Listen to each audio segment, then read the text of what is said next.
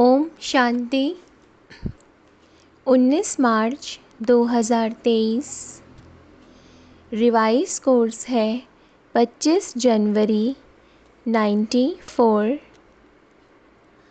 अव्यक्त बाप दादा के अव्यक्त महावाक्य।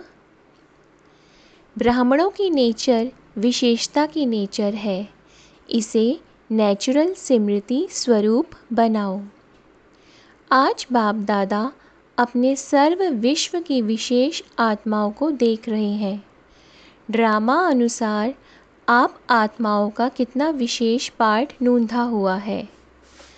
आज बाप दादा हर एक बच्चे की विशेषताओं को देख हर्षित हो रहे हैं। हर एक बच्चे को देख वह बच्चे यह स्नेह का गीत दिल में बज रहा था। साथ साथ यह भी देख रहे थे कि बच्चों के दिल से ये वाह वाह का गीत सदा निकलता है। हर कर्म में, हर कदम में, हर संकल्प में ये श्रेष्ठ अनुभव होता है व कभी कभी होता है। साधारण जीवन से विशेष जीवन सदा स्वतः रहती है। वह समृद्धि लाने से अनुभव होता है। जब जीवन है तो जीवन का अर्थ ही है सदा और स्वतः रहे। स्मृति में लाया तो अनुभव किया और स्मृति में नहीं लाया तो विशेषता के बजाय साधारण जीवन अनुभव हो। यह आप विशेष आत्माओं की विशेषता नहीं है। ब्राह्मण जन्म ही विशेष जन्म है। जिसका जन्म ही विशेष है उसका जीवन क्या होगा? विशेष होगा या साधारण? ब्राह्मण जन्म भी श्रेष्ठ, ब्राह्मण धर्म भी श्रेष्ठ और ब्राह्मण कर्म भी श्रेष्ठ। क्योंकि ब्राह्मण जन्म दाता, ब्राह्मण धर्म स्थापक, सर्वश्रेष्ठ परम आत्मा और आदि आत्मा ब्रह्मा बाप है। तो जैसे रचता सर्वश्रेष्ठ तो रचना भी सर्वश्रेष्ठ अर्थात विशेष है। ब्राह्मणों का कर्म विशेष क्यों है? क्योंकि कर्म में फॉलो करने के लिए आप सबके सामने आदि आत्मा ब्रह्मा बाप सैंपल है। कर्म में फॉलो साकार ब्रह्मा बाप को करते हो, इसलिए भाग्य विधाता अर्थात कर्म द्वारा भाग्य की रेखा श्रेष्ठ बनाने वाला ब्रह्मा गाया हुआ है। भाग्य की रेखा का कलम कर्म है, तो श्रेष्ठ कर्म का सहज सिंबल ब्रह्मा बाप है। इसलिए आप सभी विशेष पुरुषार्थ का शब्द यही वर्णन करते हो कि बाप समान बनना है। इस अव्यक्त वर्ष में सभी का लक्ष्य क्या रहा? निराकारी स्थिति में निराकार बाप समान अशरीरी स्थिति का अनुभव किया। साकार कर्म में ब्रह्मा बाप समान बनने का नंबरवार अनुभव किया। तो विशेष जीवन का आधार विशेष जन्म, धर्म और श्रेष्ठ कर्म है। जैसे लौकिक जीवन में भी अगर किसी आत्मा का जन्म विशेष राज परिवार में हो, राजकुमार हो व राजकुमारी हो, तो यह विशेषता जन्म की होने के कारण हर समय सदा और स्वतः रहती है। वह बार बार स्मृति में लाते हैं कि मैं राजकुमारी हूँ। सेहत याद होती है ना? पुरुषार्थ करते हैं क्या? चाहे कर्म अपनी रुचि के कारण कितना भी साधारण हो, लेकिन अपने जन्म की विशेषता भूल जाते हैं क्या? नेचुरल और नेचर बन जाती है। तो आप ब्राह्मण आत्माओं की नेचर क्या है? विशेष है या साधारण है? अभी भी कोई कोई बच्चे जब कोई साधारण कर्म कर लेते हैं तो बाप दादा के आगे अपने को निर्दोष सिद्ध करने के लिए क्या कहते हैं? मैं चाहता नहीं था व चाहती नहीं थी कि ये कर्म करूं, लेकिन मेरी नेचर है इसलिए हो गया। वैसे ये कहना व सोचना यथार्थ है? मैं कौन? ब्राह्मण जीवन वाले हैं ना, तो ब्राह्मण जीवन वाली आत्मा ये सोच सकती है कि ये मेरी नेचर है, यह कहना राइट है, तो उस समय क्यों बोलते हो? उस समय ब्राह्मण नहीं बोलता, माया बोलती है। तो जैसे ये साधारण नेचर व मायावी नेचर नेचुरल काम कर लेती है ना, इसलिए कहते हैं चाहते नहीं थे लेकिन हो गया। तो ब्राह्मण नेचर अर्थात विशेषता की नेचर भी नेचुरल होनी चाहिए। नेचुरल चीज़ सदा रह सकती है, तो विशेष जीवन की स्मृति नेचर के रूप में नेचुरल होनी चाहिए व कभी भूलना कभी याद होना। तो सदा स्मृति स्वरूप में रहो, स्मृति लाने वाले नहीं, स्मृति स्वरूप। इसलिए बाप दादा देख रहे थे अव्यक्त वर्ष समय प्रमाण समाप्त हुआ, लेकिन बाप दादा समान स्वयं को संपन्न बनाया। इस अव्यक्त वर्ष का विशेष लक्ष्य रखा कि अव्यक्त अर्थात फरिश्ता स्वरूप बनना और बनाना है।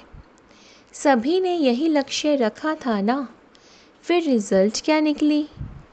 अपने आप को चेक किया। फरिश्ता भव का वरदान भी वरदाता से मिला, तो वरदान और लक्ष्य दोनों की स्मृति से कहाँ तक सफलता अनुभव की है, ये सूक्ष्म चेकिंग स्वयं की। वह ये सोचा कि अव्यक्त वर्ष पूरा हुआ, यथाशक्ति जितना भी अनुभव किया उतना ही ड्रामानुसार ठीक रहा।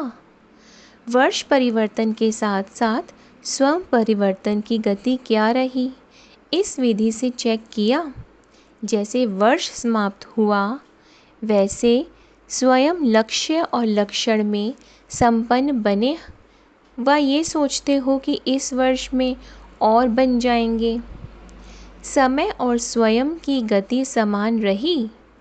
वैसे तो समय से भी स्वयं की गति तीव्र होनी है, क्योंकि समाप्ति के समय को लाने वाली आप विशेष आत्माएं निमित्त हो।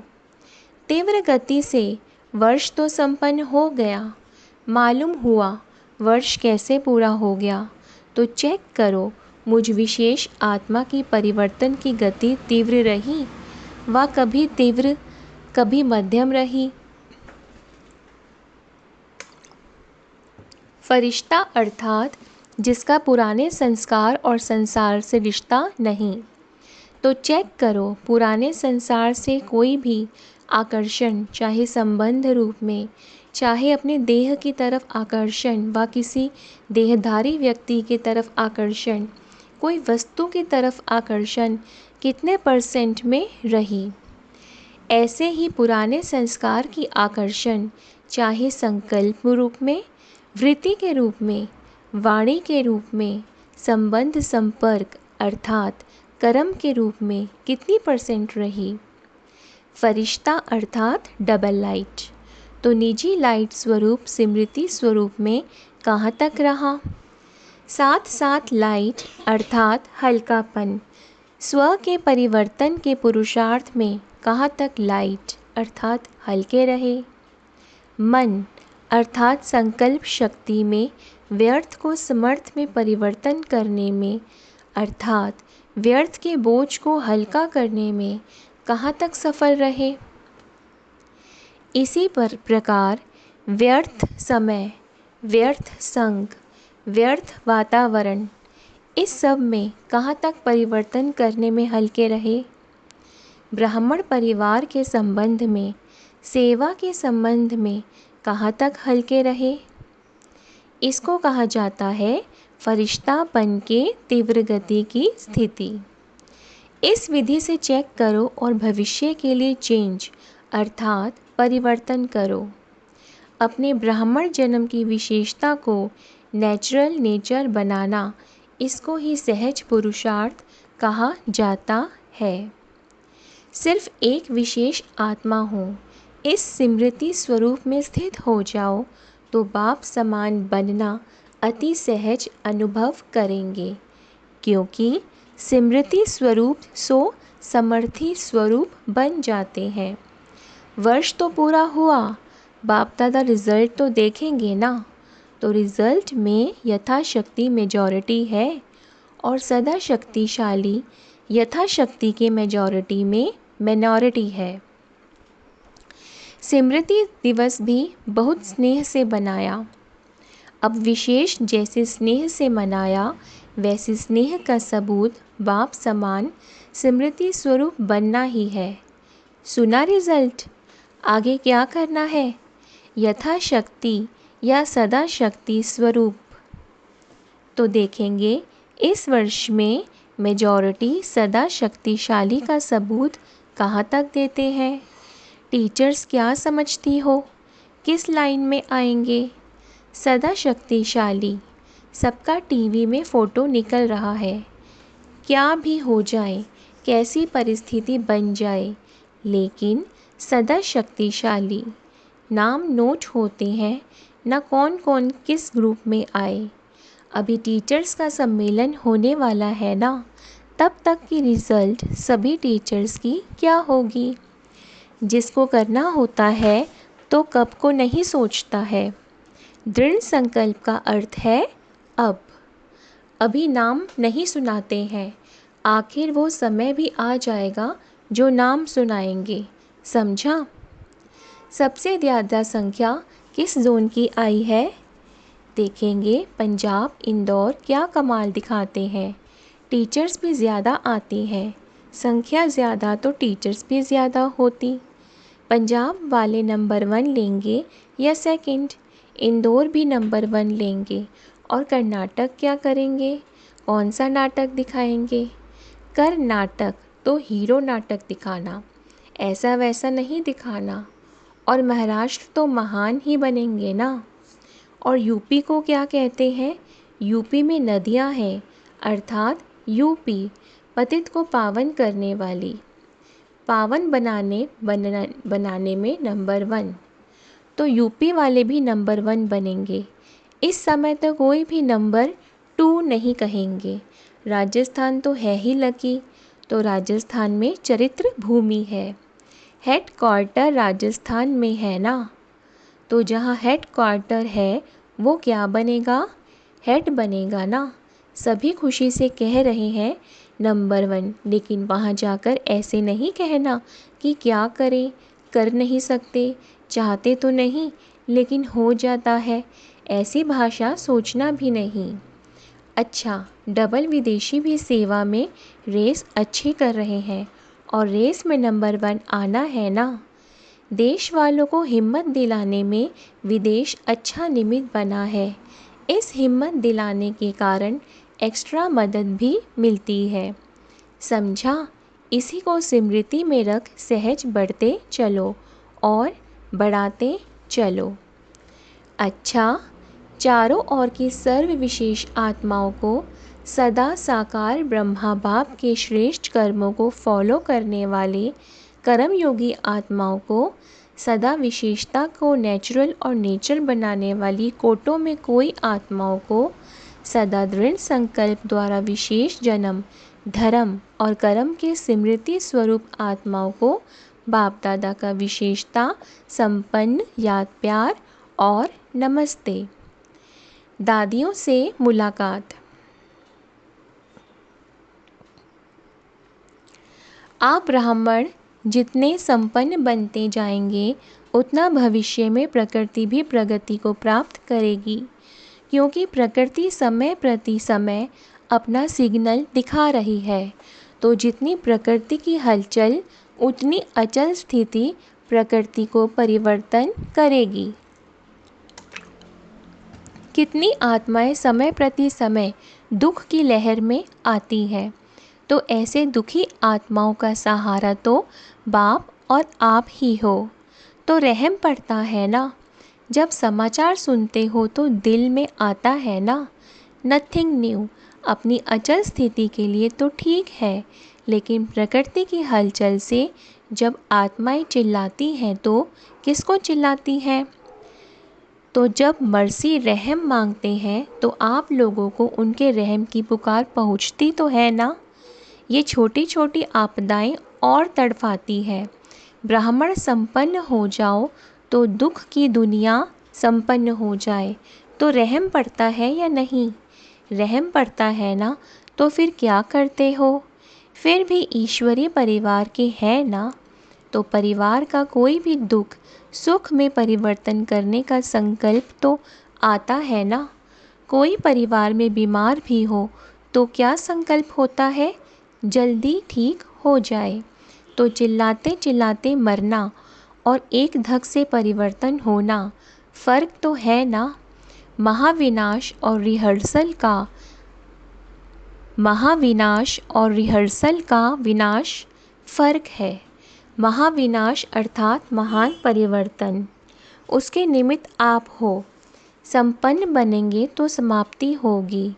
तो जो परेशान है वो तो समझते हैं कि प्रत्यक्षता का पर्दा खुल जाए, लेकिन स्टेज पर आने वाले हीरो एक्टर संपन्न तैयार होना चाहिए ना, तब तो पर्दा खुलेगा कि आधे में खुल जाएगा।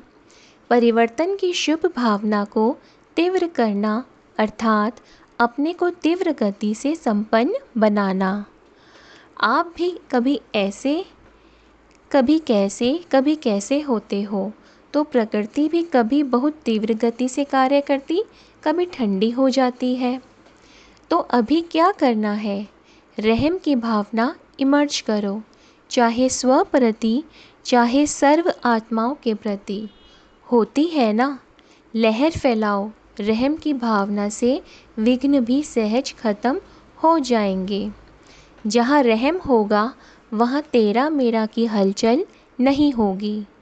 पूज्य स्वरूप मर्सीफुल की धारणा करो, ठीक है ना। अभी ये लहर फैलाओ, हर संकल्प में मर्सीफुल। संकल्प में होंगे तो वाणी और कर्म स्वतः ही हो जाएंगे। सब चिल्लाते भी क्या है? Mercy mercy. अच्छा, अव्यक्त बाप दादा की पर्सनल मुलाकात। माया की छाया से बचने का साधन है बाप दादा की छत्र छाया। सदा अपने को बाप दादा की छत्र छाया के नीचे रहने वाली सदा सेफ आत्माएं अनुभव करते हो। सदा छत्र छाया है या कभी बाहर निकल जाते हो? या है बाप की छत्र छाया या है माया की छाप? तो माया की छाया से बचने का साधन है छत्र छाया। तो छत्र छाया में रहने वाले कितने खुश रहेंगे, क्योंकि बेफिक्र बादशाह हो गए ना। फिक्र है तो खुशी गुम होती है। कभी भी देखो, खुशी गुम होती है तो कारण क्या होता है? कोई ना कोई चिंता, फिक्र, बोझ खुशी को गुम कर देता है। और खुशी गुम हुई, कमज़ोर हुए तो माया की छाया का प्रभाव पड़ ही जाता है। कमज़ोरी माया का आह्वान करती है, जैसे शारीरिक कमजोरी बीमारियों का आह्वान करती है, तो आत्मिक कमजोरी माया का आह्वान करती है। फिर उस छाया से निकलने में कितनी मेहनत करनी पड़ती है। अगर माया की छाया स्वप्न में भी पड़ गई तो स्वप्न भी परेशान करेगा। फिर ब्राह्मण से क्षत्रिय बन जाते हैं तो युद्ध करनी पड़ती है। क्षत्रिय जीवन मेहनत की है और ब्राह्मण जीवन खुशी की है। तो क्या पसंद है? कभी कभी युद्ध करनी पड़ती है। युद्ध करना अच्छा लगता है। छोटे से भी व्यर्थ संकल्प की छाया कितनी मेहनत कराती है। इसलिए सदा बाप के याद की छत्र छाया में रहो।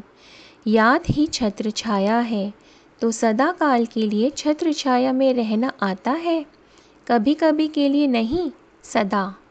अविनाशी बाप है ना, तो सदा वर्षा भी सदा का लेना है। सदा खुश रहने वाले। छत्र छाया अर्थात खुश रहना। बेफिक्र होंगे ना। सब फिक्र बाप को दे दिया कि एक दो संभाल कर रखा है। क्या करें कैसे करें, ये शब्द फिक्र के हैं।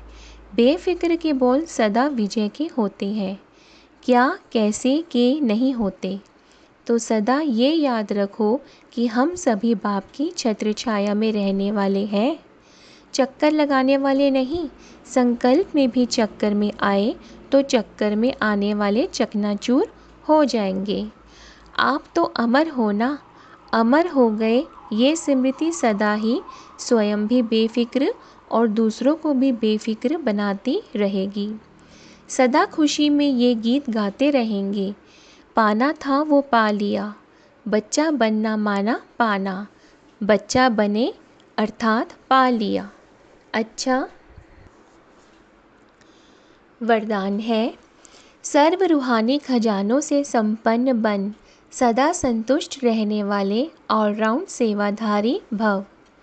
ऑलराउंड सेवाधारी अर्थात मास्टर सुखदाता, मास्टर शांति दाता, मास्टर ज्ञान दाता।